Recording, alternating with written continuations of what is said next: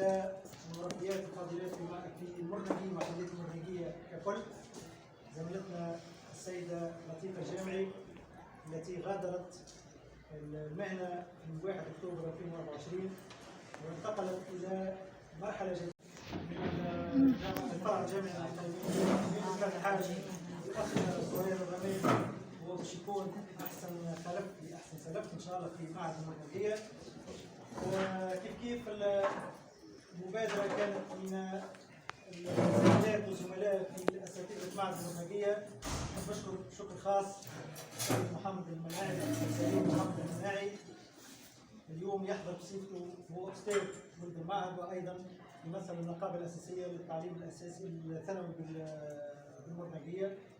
نحب كيف نرحب بزميلاتي أخواتي من معهد الفارابي المرنجية اللي عشنا سنوات مع بعضنا، مدام سونيا، مدام كوثر، مدام سلوى، مدام هدى، يفضلها صغيراتها والستار، إن شاء الله ديما مدام لطيفة معانا في كل وقت في كل لحظة.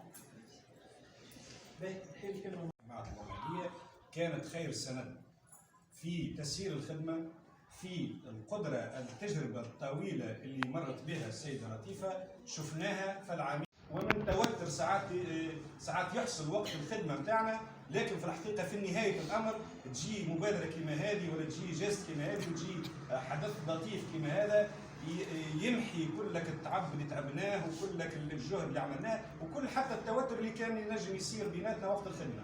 وبالتالي مرة أخرى نهنيه المباشر تبقى العلاقة الطيبة بيناتنا، لأن أهم ثمرة بعد السنين الطويلة متاع الخدمة، أهم ثمرة هي العرفان اللي نشوفوه في عينين زميلاتنا وزملائنا. وكان تشوف مدام لطيفة الشغف والحماسة متاع الزميلات باش يحضروا في الحدث هذايا، يعني حاجة بالحق حاجة. نهنئها بالحياة الجديدة التي هي مقبلة عليها بعد أن أفنت سنينا هي من غوالي العمر وأينعه في خدمة التربية، فهي نعم الأخت ونعم الزميلة ونعم المربية.